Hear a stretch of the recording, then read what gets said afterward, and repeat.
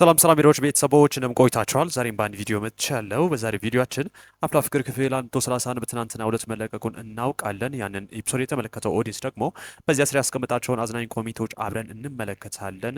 የተመጣጠነ እውቀት ያጠረው የቀስቴ ጭንቅላት መቀንጨሩን ቦችራ መስክሯል። የጭንቅላት ነገር ተነስቷል። ያሬድም ጭንቅላት ትንሽ ነው ተብሏል። የቦችራን ቀልዶችና ሌሎች ነገሮችን የተመለከቱ እጅግ አዝናኝ ኮሜንቶችን ይዤላችሁ መጥቻለሁ። እስከ መጨረሻው አብራችሁን ከዘለቃችሁ በእርግጠኝነት ትዝናናላችሁ። ከዚህ ቀደም የነበረውን ኤፒሶድ ስንመለከት ቪዲዮን ላይክ አድርጉልኝ ብያችሁ ላይካችን ቀንሷል። አሁን ላይክ እያደረግን አብረን እንዘልቃለን። እስከ መጨረሻው ደግሞ አብራችሁ ሆናችሁ ተመልክታችሁም ሀሳብ ብታጋሩኝ እጅግ በጣም ደስ ይለኛል። ይሁንና ቪዲዮን ላይክ ማድረግ አትርሱ። ኮሜንት ብትጽፉ ደግሞ ለኔ ትልቅ ድጋፍ ነው። የዛሬው እጅግ በጣም አጭር ቪዲዮ ነው የምንመለከተው። በአጭሩ ነው የምንነጋገረው። ኮሜንቶቹን በጥቂቱ ነው ይዤ የመጣሁት። እስከ መጨረሻው ብቻ አብራችሁን ከዘለቃችሁ በእርግጠኝነት ትዝናናላችሁ። ይህንን ብያችሁ ወሬ ሳላበዛም ወደ ኮሜንቶቹ እሸጋግራለሁ።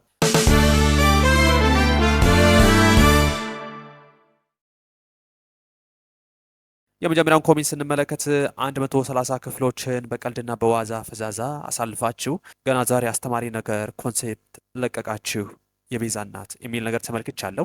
በትናንትና ዕለት ያንን ኤፒሶድ ስመለከት የቤዛንና የእናቷን ሲን ስመለከት አንድ ነገር እያሰብኩኝ ነበር። ዛሬ የቤዛ እናት አንድ ነገር ማያደርጉ ከሆነ እሳቸውን ወደ ህፃናት ማቆያ ልከን ቤዛን እናት አድርገን እንሾማለን ብዬ ነበር። እውነት ለመናገር በትናንትና ዕለትም ቤዛ አስተዋይነቷን ነው የተመለከትነው። ከዚያም በኋላ ደግሞ የቤዛ እናት ከዚህ ቀደም ስንሰጥ የነበራቸው ሀሳቦች ተፈጻሚ እንዲሆኑ ሆኗል። የቤዛ እናትም ደግሞ ቁጭ ብለው ከእሷ ጋር መነጋገር ነበረባቸው ስንል ነበር። ተረጋግተው ከንዴታቸውን በኋላ ልጃቸውን በብዙ ካሳቀቁ በኋላ ተቀምጠው አውርተዋል። ቀጣይ አቅጣጫዎችንም ደግሞ አስቀምጠዋል። ሊቀልዱም ደግሞ ሲሞክሩ ነበር። ይሁንና ግን እዚህ ጋር ደግሞ ኮሜንት ሰጪውም ደግሞ ያነሳው ሀሳብ ምንድን ነው ወይም ኮንሴፕት አሊያም ደግሞ ትምህርት ተሰጥቷል ሊባል የሚችልበት ነጥብ ምንድን ነው? አንደኛ ከዚህ ቀደም ቤዛ ግልጽ ሆና ለቤተሰቧ መናገር የነበረባትንና አሊያም ደግሞ መሄድ የሌለባትን መንገድ መሄዷ ገብቷት ይቅርታ መጠየቋ፣ እናቷን ይቅርታ ጠይቃ ከኩርፊያ ማውጣት መቻሏ፣ ሁለተኛ ደግሞ እናቷ ተረጋግተው በእርጋታ ደግሞ ይህንን ማድረግ እንዳልነበረባት ማስረዳታቸውና በግልጽ መነጋገር እንደነበረባት እህት ብለሽ ካሰብሽኝ እንደ እህት ሁሉን ነገር ልትነግርኝ ይገባ ነበር። ጓደኛም አትበይም። ጓደኛ ደግሞ ምንም ሊደበቅለት የማይገባው እንደሆን ታውቂያለች ስትላት ነበር። ለማንኛውም የቤዛ እናት ያነሱት ጥሩ ሀሳብ ነው። ግልጽ ሆኖ መነጋገር ጥሩ ነው። እሷም ደግሞ እናቷን ይቅርታ መጠየቋ ጥሩ ትምህርት ነው። ምክንያቱም ብዙ ሰዎች ይመለከታሉ፣ ከዚህም ትምህርት ይወሰዳል ብዬ አስባለሁ።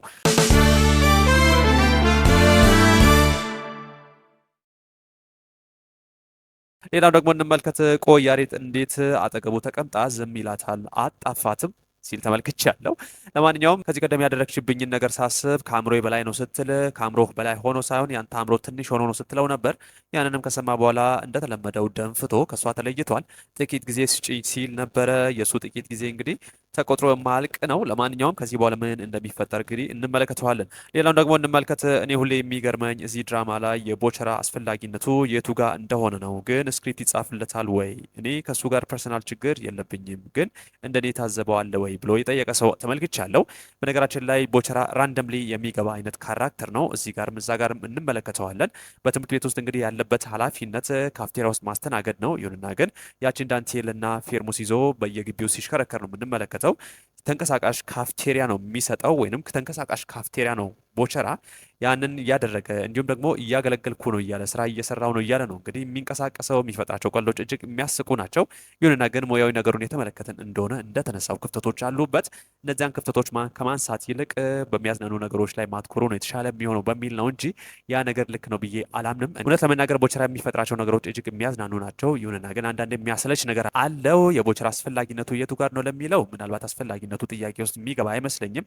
አስፈላጊነቱ አዎ አስፈላጊ ነው። ይሁንና ግን የሚገባበትና የሚናገርበት መንገድ እንዲሁም ደግሞ እዛ ውስጥ አለው የተባለውን ስራ የሚፈጽምበት መንገድ ትንሽ አሳማኝ አይደለም። ምክንያቱም የመምህራን ካፍቴሪያ አሊያም ደግሞ ተማሪዎች ላውንች ውስጥ ነው እንግዲህ አገልግሎት የሚሰጠው ተብሎ የተሳለው። ይሁንና ግን ያንን እያደረገ ያለ አይመስልም።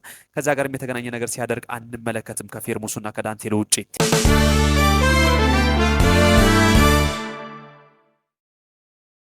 ሌላው ደግሞ ስንመለከት ረባ ማርያም የብሩክን እናት እንዳትሞት መሞትም ካለባት ጸጋ ናት አይደል ዶሽ ቲዩብ ብላ ጠይቃኛለች። ለማንኛውም የኔ እናት እኔም አላውቅም። እኔ ደግሞ አንድ ነገር አስባለሁ። ይቺ ምድርም ትሁን የደራሲው ብዕር መልካም ሰዎችን አይታገሱም፣ ቶሎ ሊያስወግዷቸው ነው የሚፈልጉት፣ አይመቻቸውም። መልካም ሰውን ቶሎ ሸኝተው ክፉ ሰዎች እንዲነግሱበት የሚፈልጉ ናቸው። የደራሲው ብዕርም ያንን ነገር የምታደርግ ይመስለኛል።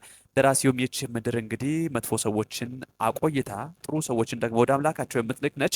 ያንን ነገር ነው ልንመለከት ያለው የሚመስለው። ለማንኛውም የብሩክ እናት የምትሞትና ምናልባትም ከዚህ በኋላ ድራማው ላይ ላንመለከታት የምንችልበት ሁኔታ ሊፈጠር ይችላል። ሌላውን ደግሞ እንመልከት። እኔ ግን ቅዱስ ሄኖክና አቤል መቅዲ አራታቸው ግንኙነት እንዳላቸው ነው የማስበው የሚል ነገር ተመልክቻለሁ። ከዚህ ቀደም ያለፈ ታሪክ ይመስለኛል። ቅዱስ ከዚህ ቀደም መቅዲን ሲመለከት ሲደናገጥ ነበር። በትናንትናው ዕለት ደግሞ የሶሲን ወንድም ሆኖ የመጣው አቤልም ሁለቱን ሲመለከታቸው ደግሞ ሲደነጋገጥ ነበር። የጋራ ታሪክ ሊኖራቸው ይችሉ የሆነ መጨረሻ ላይ እንመለከታለን። ይሁንና ከመቅዲና ከአቤል ጋር በተያያዘ የተነሱ ሀሳቦች አሉ። ትመለከቱታላችሁ። አብራችሁን ከዘለቃችሁ ደግሞ የምታዩት ነው የሚሆነው። ቪዲዮን ላይክ እያደረጋችሁ አብራችሁን ዝለቁ።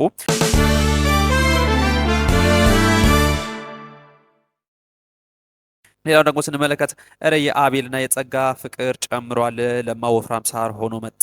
ዶችቲቭ አንብበው ተብያለሁ። አዎ ይኸው አንብብ ያለው እውነት ነው። የአቤልና የጸጋ ፍቅር የጨመረ ይመስላል። አቤል እንግዲህ ሄዳ ካጠገቡ ስትቆም እንዲህ ነው ወይ ሰላም ምትይኝ ብሎ እቅፍ ሲያደርጋት ነበረ። ከእቅፉም ደግሞ አስገብቶ ሙቀት ሲያለማምዳት ነበር። ምናልባትም የደረቱ ሙቀት ከለመደች ጸጋ እዚያ ውስጥ ልትቆይ ልትፈልግ ትችል ይሆናል። ምክንያቱም ፍቅር ብርቋ ነው። ከዚህ ቀደም አቡሻን ወዳው ነበረ። አቡሻ ደግሞ እሷ ጋር የተላከው ለሚሽን ነበር። የአቡሻ በጅምር የቀረው ፍቅር ሊጀማምረኝ ነው ብላ እስክትዘፍን ድረስ አድርሷት ነበረ። ይሁንና በመጨረሻው አቡሻ ሚሽኑን አሳክቶ ከተመለሰ በኋላ አሁን ጠላት ሆኖ ታውጇል። ጠላትም እንደሆነ እያሰበች ትከታተለዋለች። ለማንኛውም የጸጋና የአቤል ፍቅር የሚደራ ይመስላል። አብረውም የሚሆኑ ነው የሚመስለው። አቤልም የተመቸችው ነው የሚመስለው። ይሁንና ግን ቹቻ እንዳለችው እሱ የቀረበው ከሰው ሳይሆን ስጋ ከለበሰ ሰይጣን መሆኑን ኋላ ላይ ከደረሰበት ደግሞ እሱ ራሱ በሮ ሊጠፋ ይችላል። ሌላው ደግሞ እንመልከት።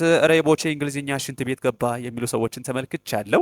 እኔንን ስመለከት በጣም ነበር ያሳቀኝ። እንደምታውቁት ትላንትና ቦቼ እንግሊዝኛን ለቃቅሞ እየተናገረ ነበረ። ፈረንጆች ናቸው ከኛ እንግሊዝኛ የሰረቁትም ሲል ነበር። እንግሊዝኛ ከአማርኛ ተሰርቆ ነው እያለ የሚገኘው። በትናንትና ዕለት ከተናገራቸው ቃላት መካከል እንግዲህ እራት አለበት አንዱ፣ ሁለተኛው ደግሞ ARE ነው። እኔ አልጠራውም፣ አይነ ምድር ነው። የተመጣጠነ እውቀት ያጣው የቀስቴ ጭንቅላት ደግሞ ያን ነገር አልታገስም ብሎ ቦቸራን ደግሞ ሲያባረረው ነበረ። ያልተማሩ ሰዎች የሚያደርጉትን ነገር አድርጎ ቦቸራን እያስቀየመው ነበረ። ምሁሩ ቦቸራ ብዙውን ጊዜ ያልተማሩ ሰዎችን እየሄደ መናገር ያስደስተዋል። የለቀማትን እንግሊዝኛ ደግሞ ሄዶ እየተናገረ ቀስቴ ማሸማቀቅ ይወዳል። ትናንትናም ያደረገው ይህንን ነው። ከዚህም በኋላ ሊያደርገው ይችላል። ለማንኛውም ተማር ልጄ ላልተማረ ሰው ቀኑ ጨለማ ነው ሲል ነበር። ለማንኛውም ትምህርት ቤት መሄድ የማትወዱ ሰዎች እንደ ቀስቴ ጭንቅላታችሁ የተመጣጠነ እውቀት አጥሮት እንዳይቀነጭር በደንብ አድርጋችሁ መማር አትርሱ። እጅግ በጣም ወሳኝ ትምህርት ነው የተማር ነው።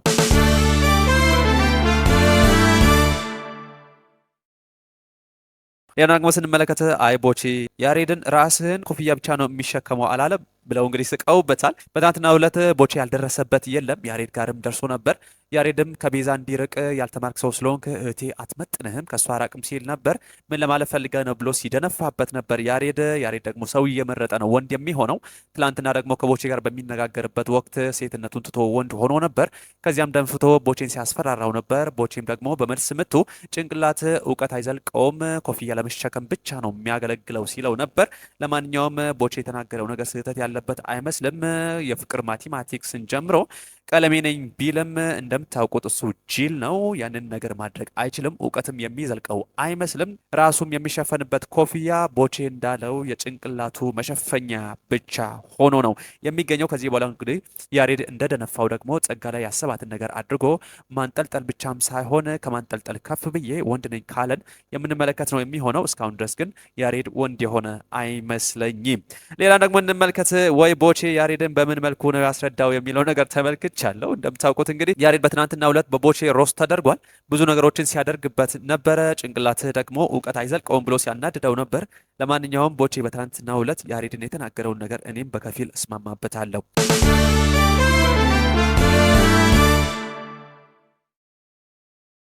ሌላም ደግሞ እንመልከት። የቅዱስ የሞተችው ፍቅረኛ ናፈቀችኝ የሚል ሰው ተመልክቻለሁ። የሞተ ሰው የሚናፍቀው ሰው አለ፣ እኛም አናውቀውም። ይሁንና ግን ናፍቆትህን እዚያው ሰማይ ቤት ስትሄድ ትወጣለህ። ቅዱስ እንዳይሰማ ከሰማ ደግሞ ይፈርሻሃል። እሱ የሚሰማ ጉድ አይደለም። ለማንም የማይበገር ጀግና ነበር። ቀስቴ መጥቶ ክንፉን እስኪሰብርለት ድረስ ካልበረርኩ የሚል ሰው እንደነበር ታውቃለህ። ቢሰማ ደግሞ ሊፈርሽህ ይችላል። እሱ በቀድሞ ፍቅረኛው የሚደራደር አይደለም። ፊዮሪን ብትነጥቀው ይሻልሃል የቀደመው ፍቅረኛውን ከምትመኝበት። ሌላው ደግሞ እንመልከት። እኔ ግን በዚህ አፍላ ፍቅር ምክንያት ከማዳም ጋር ልጣላ ነው ስራ አቁሜን የመጣሁት የሚል ሰው ተመልክቻለሁ። ለማንኛውም ማዳምሽን ጠበቅ አድርገሽ ብትይዥ ነው የሚሻልሽ። አፍላ ፍቅርን ደግሞ ሰዓትሽን ከፍለሽ ከዚያ ብትመለከቺ ነው የተሻለ የሚሆነው። ለማንኛውም ብዙ ሰዎች እኒህ አይነት ሀሳቦችን ሲያነሱ ተመልክቻለሁ። አፍላ ፍቅር እንግዲህ በጣም ተወዳጅ መሆኑን እናውቃለን። ድራማው ደግሞ ሊጠናቀቅ ነው ስንል እንደ አዲስ ነው እየጀመረ የሚገኘው። ብዙ ታሪኮቹ ደግሞ ድጋሚ እየጀመሩ ነው የሚገኙት። ያንን ነገር ነው እየተመለከትን የምንገኘው። አፍላ ፍቅር እንዲህም ሆኖ ሰዎች አይሰላችሁም። እጅግ በጣም ብዙ ሰዎች ናቸው አሁንም በጉጉት ጠብቀው የሚመለከቱት። ይህ ተወዳጅ ድራማ እንግዲህ ድጋሚ እየጀመረ ያለ እስኪመስል ድረስ ታሪኮቹ ደግሞ ዳግም እየተዋቀሩ ያሉ ነው የሚመስለው።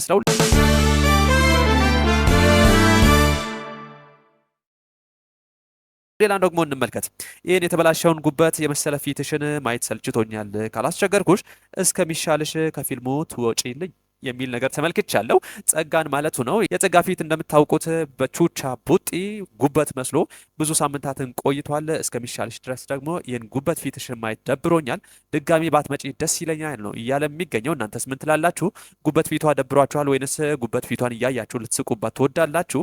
ምን ትላላችሁ? እናንተ ኮሜንት ሴክሽን ላይ ልትነግሩኝ ትችላላችሁ። ይህ ተመልካች እንግዲህ ይህን ጉበት ፊትሽን ማየት ሰልችቶኛል፣ ከዚህ በኋላ ድጋሚ ባትመጪ ነው የሚለው። እናንተስ ምን ትላላችሁ? ኮሜንት ሴክሽን ላይ ንገሩኝ። ሌላ ደግሞ እንመልከት።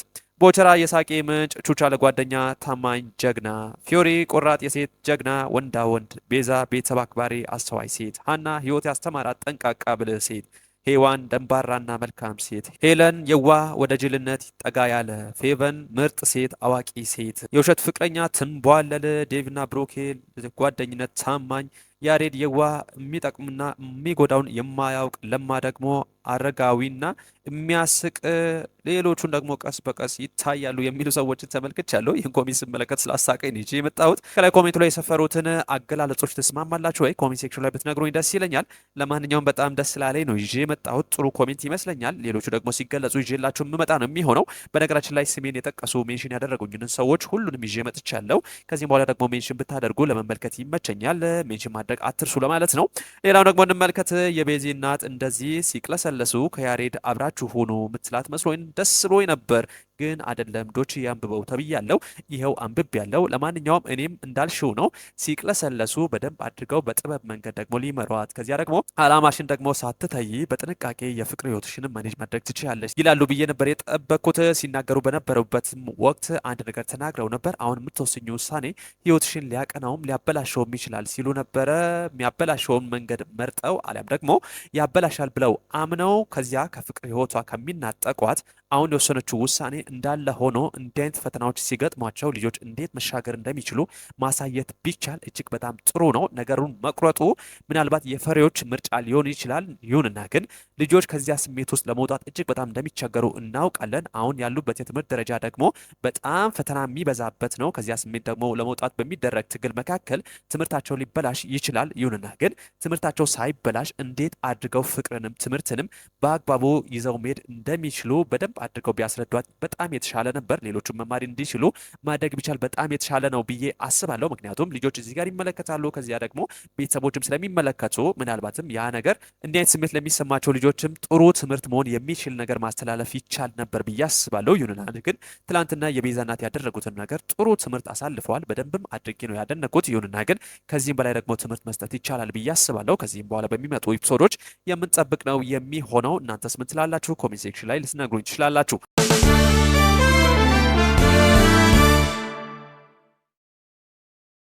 ሌላም ደግሞ እንመልከት።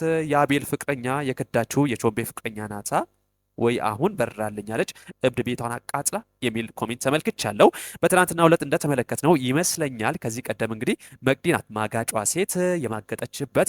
አቤል እንግዲህ ከሴት ርቆ ከዚያ በኋላ ደግሞ ሶሲም ከፍቅሯ እንድትርቅ ያደረገባት ዋነኛዋ ምክንያት የሆነችው ሴት መቅዲ መሆኗ ነው። ቾምቤም እንግዲህ ከዚህ ቀደም እንደሰማችሁት ከቀድሞ ፍቅረኛዋ ሀገር ከሩም ስትወጣ ተመልክቻታለሁ። ከዚያ በኋላ ልታስረዳኝ ነው የምትሞክረው እያለ ነበር ሲበሳጭ የተመለከት ነው።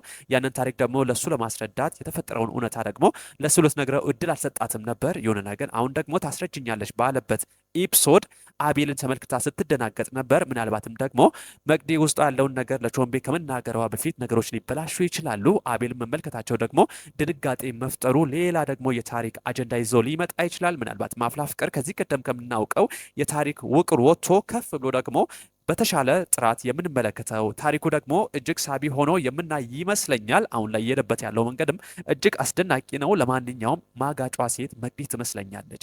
ምክንያቱም አቤልና ቾምቤ ሁለቱም ናቸው የደነገጡት። ምናልባት መቅዲና አቤል ብቻ ቢደነግጡ ኖሮ ቾምቤ የሚያውቀው ነገር የለም ልንል እንችላለን። ይሁንና ግን ሶስቱ ሰዎች ናቸው የደነገጡት። ስለዚህ የሚያውቁት የጋራ ታሪክ እንዳላቸው ነው የሚሰማኝ። እናንተስ እንዴት አሰባችሁ? ኮሜንት ሴክሽን ላይ ልትነግሩኝ ትችላላችሁ። ሌላ ደግሞ ስንመለከት አቤል ጸጋን ያበደ ፍቅር ያሲዛትና ተንኮሏን ሲሰማ ላሺ በላት ግን ፍቅሩ አናቷ ላይ ይውጣ የሚሉ ሰዎችን ተመልክቻለሁ። ለማንኛውም አቤል ሲታይም የሚፈቀር ነው። እጅግ በጣም ቆንጅዬ ነው። በእርግጠኝነት ደግሞ ጸጋም ወዳዋለች። ከዚህ በኋላ የእሱም እቅፍ ሊናፍቃት ይችላል። እቅፉንም እያለማመዳት ነበረ። የሰዎችን ፍቅር ስትቆራረጥ ነበረ። የእሷ ስሜትና የእሷ ፍቅር ደግሞ ሲቆራረጥ ብናይ እግዜር ተበቀለልን ብለን እኛም ደስ የምንሰኝ ነው የሚሆነው። ለማንኛውም ደራሲ ያችን ነገር ብታደርግ ውለታ ትውልልናለ። የተባረከ አይጥ ይሁንላችሁ። ቻው፣ እኔ እራት አልበላም የሚል ነገር ተመልክቻለሁ። ለማንኛውም ቦቼ በትናንትና ሁለት በሁለቱም ቃላት ነበር ሲዘጋን የነበረው። ዘግኖ ነው ትናንትና የመጣው። እጅግም ሲያስቀኝ ነበር። ለማንኛውም ይመቸው። ሌላ ደግሞ እንመልከት። ሄቨን የቤዛን ድርቅና፣ ዮሴ ያሬድን እልህ፣ ቤቲ የጸጋን ተንኮል ይዘው ሊያዞሩን ነው መሰል የሚል ነገር ተመልክቻለሁ። ለማንኛውም እንደዚያ ነው የሚመስለው። አሁን በሄቨን እና በዮሲ መካከል ያለው ነገር ወደዚያ የሚያደላ ነው የሚመስለው። ኢዮሲም እልህ ይዞታል። እንደ ያሬድም ደረቅ ነው። ሄቨን እንደ ቤዛ ደረቅ ነች። ቤቲ ደግሞ እንደ ጸጋ ተንኮለኛ ነች እና የነዚህ ካራክተሮችን መመሳሰል ተመሳሳይ ታሪክ በተለያዩ አይነት ካራክተሮች ይዘብን መጣ። ክሬቲቪቲ ሆይ ወዴት አለ ነው ጥያቄው። ለማንኛውም ከዚህ በኋላ በሌላ ታሪክ በሌላ መንገድ ደግሞ መጥተው ያሰምሩናል ብዬ አስባለሁ። ለማንኛውም ሌላውን ደግሞ እንመልከት። መቅዲነች አቤል ላይ ቺት ያደረገችው ከቾምቤ እንድትለይ አቤል የሆነ ነገር አድርጓል በእርግጠኝነት የሚል ነገር ተመልክቻለሁ። ለማንኛውም ይህም ነገር የሚያስኬድ ሀሳብ ይመስለኛል። እንደምታውቁት ቾምቤ ከቀድሞ ፍቅረኛዋ ጋር እያለ ነበር ከዚህ ቀደም ታሪኩን ሲናገር የነበረው። ከቀድሞ ፍቅረኛዋ ጋር ከሩም ሲወጡ ተመልክቻለሁ ብሎ ያንን ነገር ደግሞ እንደ ጠንካራ ምክንያት አድርጎ መቅዲ እድል አግኝታ እንኳን እንድታስረዳው እድል አልሰጣትም ነበረ።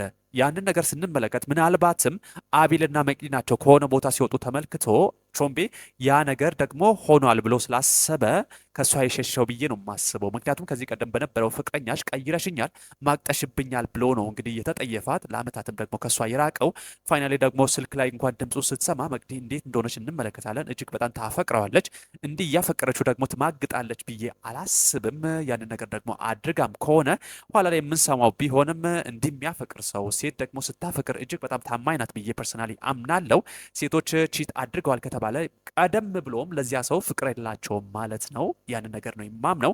ቾምቤን ታፈቅረዋለች። የምትሆነው ነገር ደግሞ እጅግ በጣም ነው የሚያሳዝነው፣ እጅግ በጣምም ነው ደስ የሚለው። ይሁንና ግን ያንን እንድትሆን የሚያደርገው ጸጸት ሳይሆን ፍቅር ከሆነ ብቻ ነው አሁን ያወራሁት ነገር ልክ የሚሆነው። ለማንኛውም መጨረሻቸውን አብረን የምንመለከት ነው የሚሆነው። ብዙ ሰዎች ደግሞ ይህንን ነገር በተመለከተ እየገመቱ ተመልክቻለሁ። ወዳጆች ቤተሰቦች በዛሬው ዕለት የተመለከትነው አጭሩ ቪዲዮችን ይህንን ይመስል ነበር። አብራችሁኝ ስለዘለቃችሁ እጅግ በጣም አመሰግናለሁ።